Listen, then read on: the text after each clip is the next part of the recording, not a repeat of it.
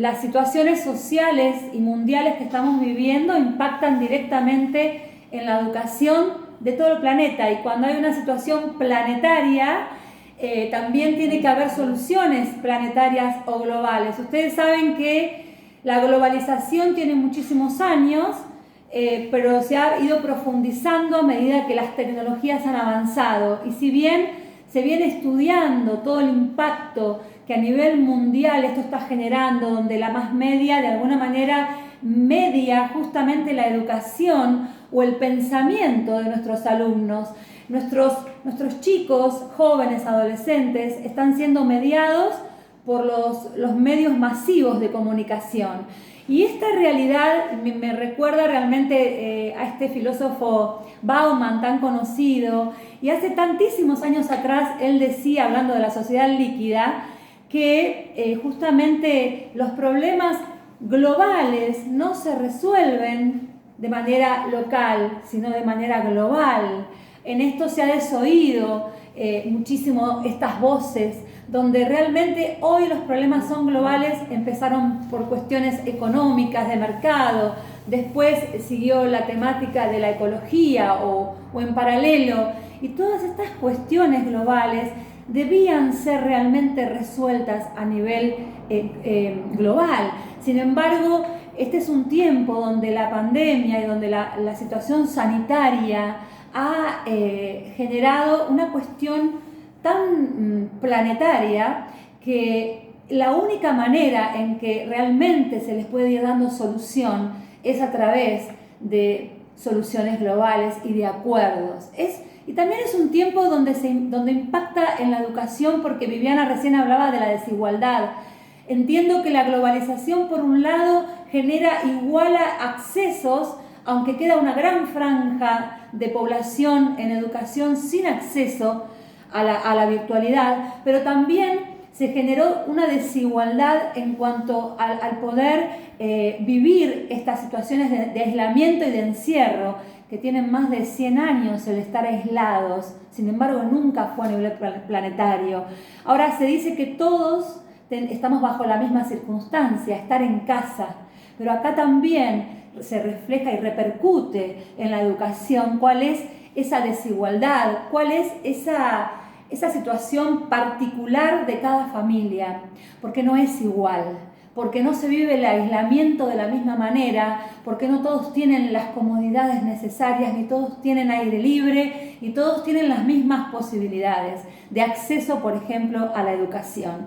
Entonces, de alguna manera, esta repercusión social tiene un impacto directo en cada hogar y por lo tanto impacta en la educación. Quiero decirles que básicamente el temor y el miedo que aconteció a raíz de lo que todos llamamos muerte y a los que todos le han temido siempre, ¿no es cierto? Y en este tiempo la situación del miedo a morirse, a contagiarse, ha generado una cuestión de una psicosis mundial que también impactó en los hogares. ¿Cómo impacta esta realidad dentro de las casas y qué sucede con la educación en un contexto donde la niñez está afectada directamente por el bienestar o por el malestar de sus padres, de las familias, al interior de las casas?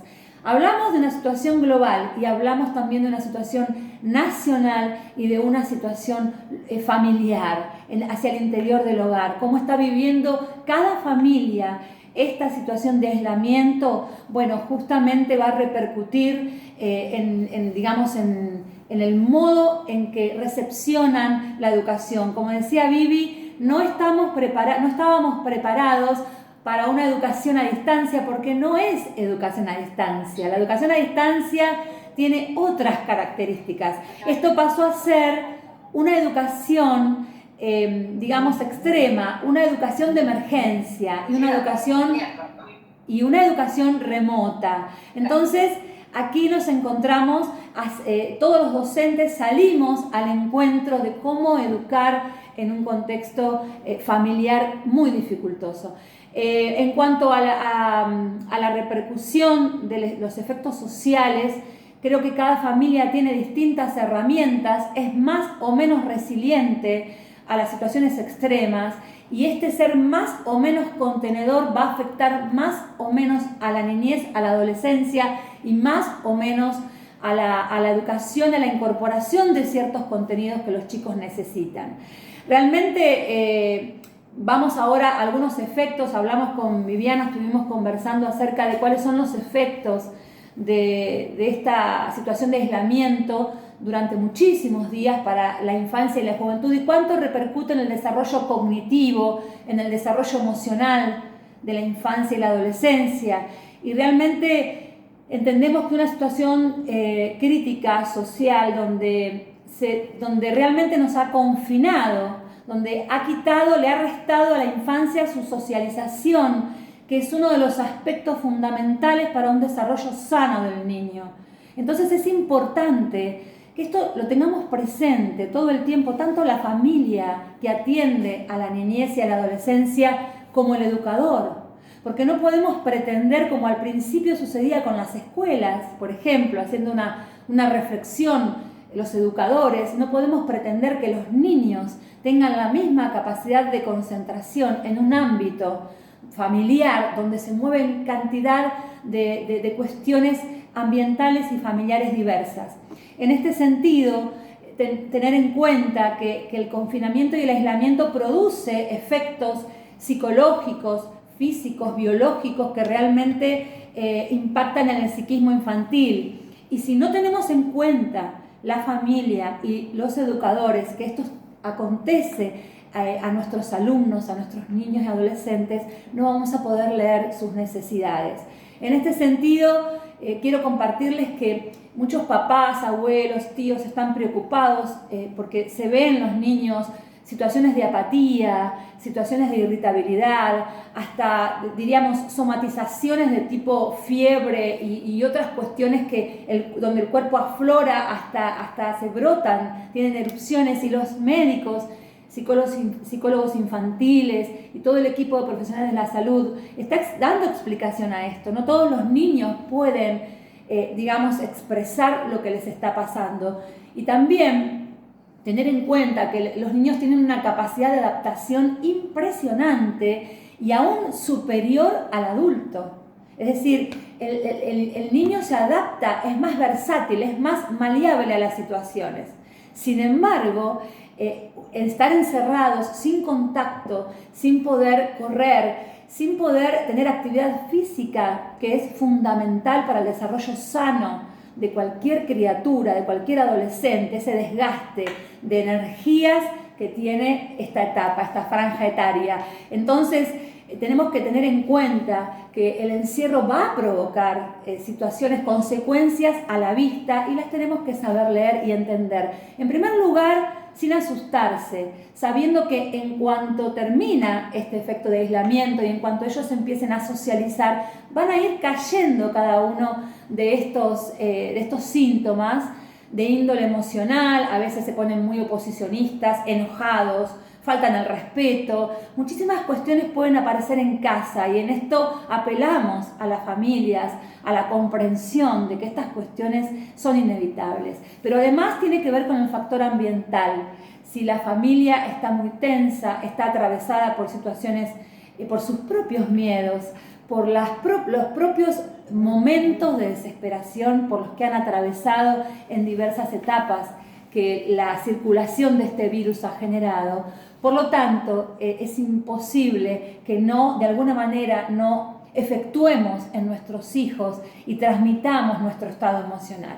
En este sentido, la docencia pasa a tener un rol muy importante, porque los docentes nos hemos metido en casa, en el living, en la cocina de nuestros alumnos. Y aquí también tenemos que comprender que las tecnologías, que una gran parte de la niñez argentina y la adolescencia ha podido acceder, aunque sea a través de un celular, las tecnologías también tienen muchísimas contras. Ustedes saben que hay un 50%, hasta hace algunos años, tal vez hoy ya esto ha crecido, se ha acrecentado el porcentaje, hay un 50% de niños que tienen un déficit atencional en la Argentina, en nuestro país.